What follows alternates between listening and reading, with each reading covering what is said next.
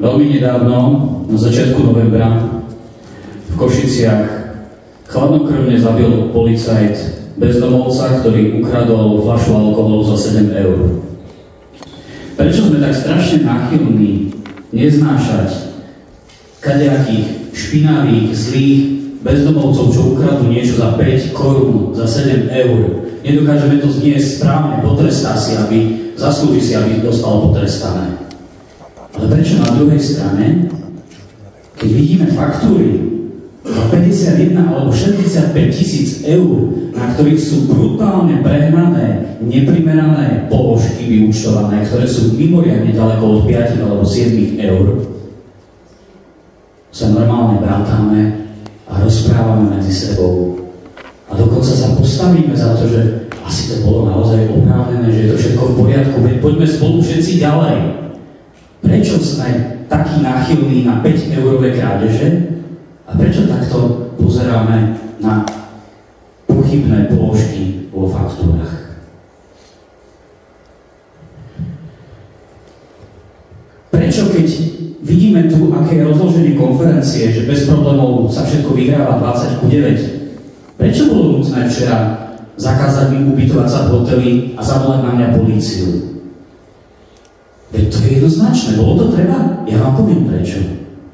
Pretože sa tu niekto bál, že sa s vami budem môcť porozprávať. Že vám budem môcť predstaviť nejakú víziu dlhšie ako tých 5 minút. Toho, čo vám chcem ponúknuť. A to, ako sa vieme dostať z tejto situácie, v akej sme sa ocitli. Dnes sme naraz cestí. Jeden z kandidátov naplno vyložil karty na stôl. Predložil stanovy toho, ako by si zväz predstavoval. Výkonný výbor údajne o týchto stanovách nevedel. Kto ich objednal, nevieme. Uznesenie na to nie je. Kto ich zaplatil, to vieme. My. Za koľko, to nevieme. Na druhej strane som ja ako druhá ponuka. Máme tu mega škandál so storočnicou, na ktorý som poukázal. Máme tu právne služby, ktoré sú absolútne nevysvetliteľné a za 30 rokov sa toľko peňazí do právnych služieb nedalo. Ja neverím tomu a prisahám vám, že toľko za jednu analýzu sa neplatí. Čo sa týka môjho prínosu, ktorý chcem doniesť pre šach, je to otvorenosť v spolupráci. Prežil som si ťažké chvíle. Trvalo to. Človek sa musí vedieť vyrovnať. A potom pochopíte jednoducho presne to, čo v tej starej knihe hovoria, hoci ja teda nie som účastník toho vzťahu a naozaj to odpustenie vám pomôže. Ja vám to nevyčítam, nikomu z vás, ani to, ako ste dneska hlasovali. Ja to neberiem osobne, ja viem, prečo sa to robí všetko toto. To nie je moja chyba. Ja necítim voči nikomu nič a som otvorený v spolupráci s každým. A každému podávam ruku, aby sme začali spolupracovať na zväze. Za tie 2 roky som získal unikátnu príležitosť, aby som rozvinul spolupráce, vďaka ktorým dnes ten šach môžeme posunúť dopredu. Pán prezident o nich rozprával 4 roky, ale kde sú výsledky? Však sa zastavil, robili sa podujatia o 20 členoch, alebo sa nič nestíhalo, neboli žiadne veľmajstrovské turnaje, no proste slovom nič sa nestihlo, nič sa nerobilo. Ale kde sú napríklad výsledky ako medzinárodné podujatia, ako nejaké extra dotácie a tak ďalej? Nič z toho nebolo. Ja dnes, vďaka tým 2 rokom, čo som sa venoval, dnes tie vzťahy mám. Ja sa nepotrebujem chváliť, aby som o tom nikomu nerozprával. Ja dnes zastávam jednu z vysokých funkcií, spoločensky významných funkcií. Mám vzťahy na významné pozície. Ale nepotrebujem o tom rozprávať. Dokázal by som v šachu pomôcť. A dokázal by som priniesť aj medzinárodné podujatia. Viem, ako fungujú vzťahy, gravitačné sily, ale ja vám poviem, my nepotrebujeme žiaden prietokový ohrievač, ktorý to potom šachistom posunie. Chvíľočku dá čo agentúre, potom storočníci a potom taký zlomok nám a ešte nejakým tým pár zavďačeným ľuďom. Ja viem, ako fungujú tie gravitačné sily a my nepotrebujeme ten prietokový ohrievač. My si to vieme robiť sami, šachisti pre šachistov. Máme to všetko vo vlastných rukách. A šach dnes nemusí skončiť ako tragický príbeh toho, čo nám bolo načrtnuté v stanovách. Koncentrácii moci a mesca peňazí z ministerstva. 5 minút. Som? Dobre, rád by som dokončil. Dnes už môžeme v šachu naplniť všetky očakávania. Chcem doplniť záverečnú vetu. 5 minút. Dnes už môžeme naplniť s prostriedkami, ktoré máme zo štátu, všetko, na čo sme 30 rokov čakali. Môžeme naplniť požiadavky komunity, požiadavky funkcionárov, požiadavky organizátorov, požiadavky pre deti. Všetko toto môžeme, ale máme to začať robiť šachisti pre šachistov. A preto vás žiadam, aby ste ma podporili a aby sme v šachu zvíťazili.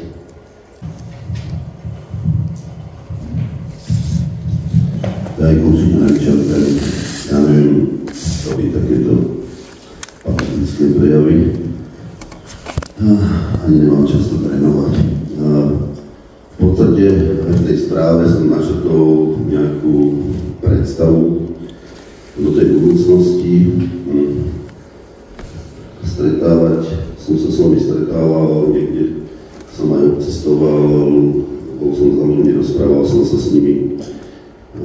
Už aj priamo u nich doma o nejakej predstave.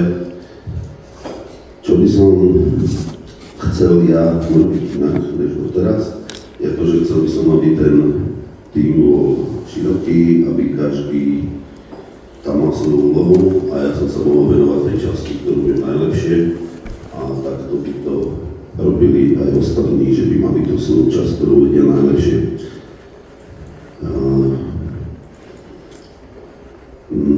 Navrhol som aj nejakých ľudí do výkonného výboru, s ktorými som sa o tom rozprával. Budem rád, keď pán Bekár zoberie tú rozhodcovskú komisiu, keď pán Juraj Ivan bude v TMK, Zdeno Gregor v Mládežníckej, Martin Dobrodka v ŠTK.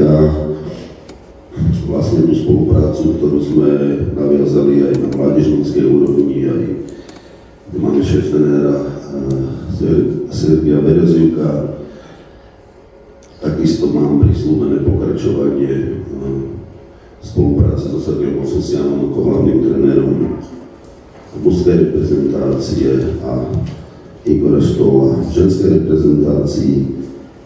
A vec, ktorú som asi ešte nikomu nepovedal, možno viete, že Zuzka Hagarová predstavila reprezentačné Čachy, venuje sa teraz aktivitám pre ženský šach, spolupracuje s Reginou Pokornou, ktorá takú komisiu vedie a sme jedna z mála krajín, že nemáme takú ambasádorku pre ženský šach, takže Zuzka Hagarová je ochotná robiť túto prácu, čiže by zastrešovala ženský šach a nielen teda pre hráčky, ale trenérky a rozhodkyne, aby sa to nejak zastabilizovalo, tých dievčat máme málo. To, čo by som chcel ďalej urobiť, sú možno, že venovať sa viac tým procesom dovnútra zväzu, ale nie, že ich budem robiť ja, ale že práve tí ľudia, ktorí v tých komisiách budú a ktorí budú vo výkonnom výbore, tak si každý nejakú časť zoberie, lebo už sú minimálne starali iné veci a iné ja než aký som, ono neviem. A ostatné som už dal tej správe prezidenta, takže ďakujem za pozornosť.